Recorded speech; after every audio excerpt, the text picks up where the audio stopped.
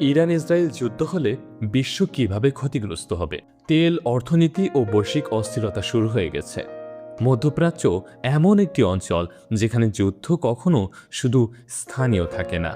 ইতিহাস বারবার দেখিয়েছে এই অঞ্চলের প্রতিটি বড় সংঘাতের প্রভাব ছড়িয়ে পড়ে পুরো বিশ্বে। বর্তমান সময়ে যদি ইরান ও ইসরায়েল এর মধ্যকার উত্তেজনা পূর্ণমাত্রার যুদ্ধে রূপ নেয়, তাহলে সেটি শুধু দুই দেশের মধ্যে সীমাবদ্ধ থাকবে না। এর প্রভাব পড়বে তেল, বৈশ্বিক অর্থনীতি, মুদ্রাস্ফীতি ও সাধারণ মানুষের জীবনযাত্রায়। পূর্ণাঙ্গ যুদ্ধ শুরু হলে পুরো বিশ্বে যেসব ধস নেমে আসবে, সবই দেখব এই ভিডিওতে। চলো শুরু করি। যুদ্ধ শুরু হলে কেন পুরো বিশ্ব নড়ে যাবে? ইরান ইসরায়েল সংঘাতকে সাধারণ দুই দেশের যুদ্ধ হিসেবে দেখলে একদমই ভুল হবে। কারণ এই যুদ্ধের ভৌগোলিক অবস্থান, রাজনৈতিক জোট এবং অর্থনৈতিক গুরুত্ব সবকিছুই একে বৈশ্বিক ইস্যুতে পরিণত করে। মধ্যপ্রাচ্য হল বিশ্বের সবচেয়ে গুরুত্বপূর্ণ জ্বালানি অঞ্চল। এখান থেকেই আসে পৃথিবীর বড় অংশের তেল ও গ্যাস। এই অঞ্চলে বড় যুদ্ধ মানে জ্বালানি সরবরাহ ঝুঁকিতে পড়া, আন্তর্জাতিক বাণিজ্যে ভয়, বিনিয়োগকারীদের আতঙ্ক। বিশ্বের অর্থনীতি অনেকটা স্নায়ুতন্ত্রের এক জায়গায় আঘাত লাগলে পুরো শরীর তা অনুভব করে। আর ইরান ইসরায়েলের যুদ্ধে সেই আঘাত দেওয়ার ক্ষমতা রাখে। হরমুজ প্রণালী। এই যুদ্ধের সবচেয়ে ভয়ঙ্কর দিক হল হরমুজ প্রণালী। হরমুজ প্রণালী দিয়ে প্রতিদিন বিশ্বে ব্যবহৃত তেলের প্রায় 20% পরিবাহিত হয়। এটি বন্ধ বা ঝুঁকিপূর্ণ হয়ে উঠলে কি হবে ভাবুন। তেল ট্যাঙ্কার চলাচল বন্ধ, বিমা কোম্পানিগুলো পিছু হটবে, জাহাজ ভাড়া কয়েক গুণ বেড়ে যাবে। এর মানে দাঁড়ায় তেল থাকলেও সেটি বাজারে পৌঁছাবে না, আর বাজারে পৌঁছাতে না পারলেই দাম বাড়তে শুরু করবে। ইতিহাস বলে শুধু হরমুজ প্রণালী বন্ধ হতে পারে, এই আশঙ্কাতেই তেলের দাম লাফিয়ে ওঠে। বাস্তবে যদি যুদ্ধ সেখানে পৌঁছে যায়, তাহলে পরিস্থিতি আরও ভয়াবহ হবে। তেলের দাম বাড়লে কি হয়? বিশ্বব্যাপী প্রভাব। তেল শুধু জ্বালানি নয়, এটি আধুনিক সভ্যতার রক্ত। যুদ্ধ শুরু হলে সম্ভাব্য পরিস্থিতি হতে পারে তেলের দাম 10 থেকে 20% পর্যন্ত বেড়ে যাবে স্বল্প সংখ্যাতে। বড় আকারের যুদ্ধ হলে 30 থেকে 50% পর্যন্ত বাড়তে পারে তেলের দাম। দীর্ঘমেয়াদী সংকটের দাম $100 ছাড়িয়ে যেতে পারে। কিন্তু তেলের দাম বাড়া মানে শুধু পেট্রোল বা ডিজেলের দাম বাড়া না। এর সরাসরি প্রভাব পড়ে পরিবহন খরচে, কৃষি, সার, সেচ যন্ত্র, বিদ্যুৎ উৎপাদনে, শিল্প কারখানার কাঁচামালে। ফলে বিশ্বজুড়ে মুদ্রাস্ফীতি বাড়তে শুরু করে। যে দেশগুলো তেল আমদানি করে তাদের জন্য পরিস্থিতি সবচেয়ে কঠিন হয়। বৈশ্বিক অর্থনীতিতে প্রথম ধাক্কা। যুদ্ধের খবর বাজার খুব দ্রুত অনুভব করে। অনেক সময় বোমা পড়ার আগে শেয়ার বাজার পড়ে যায়। শেয়ার বাজার। যুদ্ধ শুরু হলে বিনিয়োগকারীরা ঝুঁকি নিতে চায় না, তারা শেয়ার বিক্রি করে নিরাপদ সম্পদে যায়। ফলে ইউরোপ ও এশিয়ার বাজার পড়ে যায়। উন্নয়নশীল দেশের বাজার বেশি ক্ষতিগ্রস্ত হয়। ডলার ও মুদ্রা সংকট। সংকটের সময় মার্কিন ডলারকে নিরাপদ মুদ্রা ধরা হয়। ফলে ডলার শক্তিশালী হয়, অন্যান্য দেশের মুদ্রা দুর্বল হয়ে পড়ে। এর ফল ভোগ করে আমদানি নির্ভর দেশ। ঋণগ্রস্ত অর্থনীতি। বাংলাদেশের মতো দেশগুলোর ক্ষেত্রে ডলার দাম বাড়লে আমদানি ব্যয় বাড়ে, সরকার চাপে পড়ে।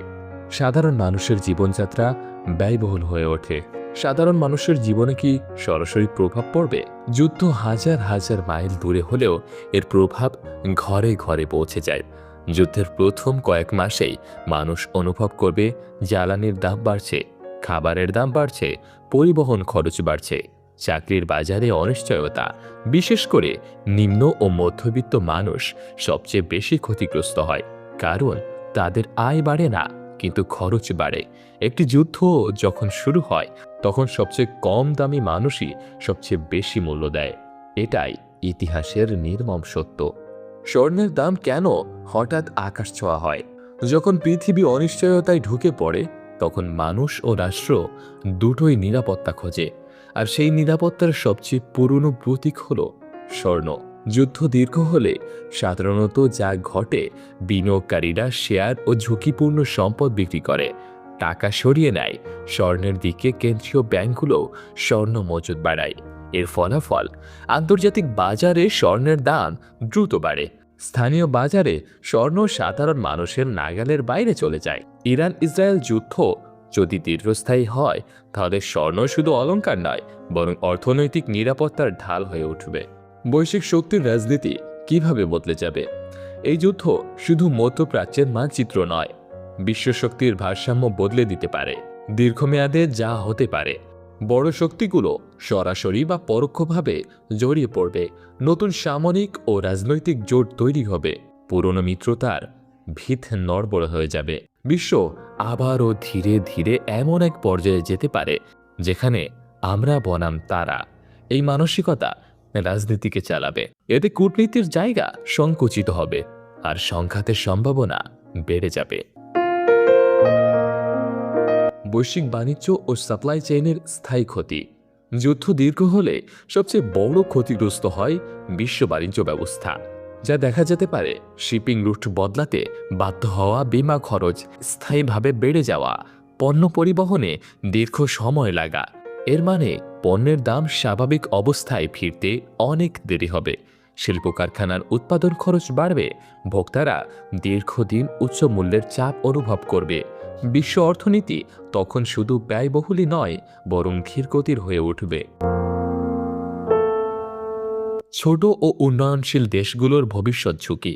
এই সংঘাত থেকে সবচেয়ে বড় শিক্ষা নিতে হবে ছোট ও উন্নয়নশীল দেশগুলোকে, কারণ তাদের তেল আমদানির উপর নির্ভরতা বেশি, বৈদেশিক মুদ্রার রিজার্ভ সীমিত, খাদ্য ও জ্বালানিতে স্বনির্ভরতা কম। যুদ্ধ দীর্ঘ হলে এসব দেশ মুদ্রাস্ফীতিতে জর্জরিত হয়ে যাবে, বাজেট ঘাটতিতে পড়বে, সামাজিক অস্থিরতার ঝুঁকিতে পড়বে। এটি শুধু অর্থনৈতিক নয়, রাজনৈতিক সংকটও ডেকে আনতে পারে। ভবিষ্যৎ পৃথিবী, যুদ্ধ কি নতুন বাস্তবতা হয়ে উঠবে? সবচেয়ে বড় প্রশ্ন হলো, এই যুদ্ধ কি একটি বিচ্ছিন্ন ঘটনা নাকি ভবিষ্যতের পূর্বাভাস? যদি বিশ্ব এখান থেকে শিক্ষা না নেয়, তাহলে সামরিক সংঘাত আরও বাড়বে, কূটনীতির জায়গা সংকুচিত হবে, অর্থনৈতিক নিরাপত্তা দুর্বল হবে। কিন্তু অন্য পথ আছে। এই সংকট যদি বিশ্বকে শেখায় জ্বালানিতে বিকল্প পথ খোঁজা, অর্থনীতিকে আরও সহনশীল করা, সংঘাতের আগে সংলাপে যাওয়া, তাহলে এই যুদ্ধ ভবিষ্যতের জন্য একটি সতর্ক বার্তা হয়ে থাকতে পারে। যদি ইরান ও ইসরায়েলের মধ্যে পূর্ণমাত্রার যুদ্ধ শুরু হয়, তাহলে তেলের দাম বাড়বে, বৈশ্বিক অর্থনীতি অস্থির হবে, স্বর্ণের দাম বাড়বে, বিশ্ব রাজনীতি আরও বিভক্ত হবে, সাধারণ মানুষ সবচেয়ে বেশি ভুগবে। এই যুদ্ধ হয়তো কয়েকটি দেশের মধ্যে শুরু হবে, কিন্তু এর মূল্য দেবে পুরো পৃথিবী। যুদ্ধ কখনো শুধু সীমান্তে সীমাবদ্ধ থাকে না, এর আগুন ছড়িয়ে পড়ে বাজারে, ঘরে আর মানুষের জীবনে। প্রশ্ন হলো, আমরা কি সেই আগুন নিভানোর পথ বেছে নেব, নাকি ইতিহাসের একই ভুল আবারও পুনরাবৃত্তি করব? আজকের ভিডিও থেকে যদি কোনো কিছু জানতে ও শিখতে পারেন, তাহলে অবশ্যই অবশ্যই অবশ্যই কমেন্ট করে আপনার মতামত আমাদেরকে জানিয়ে দিন এবং সাবস্ক্রাইব করে আমাদের পাশেই থাকুন। আজকের মতো এই পর্যন্তই। ভালো থাকবেন, সুস্থ থাকবেন। আল্লাহ হাফেজ।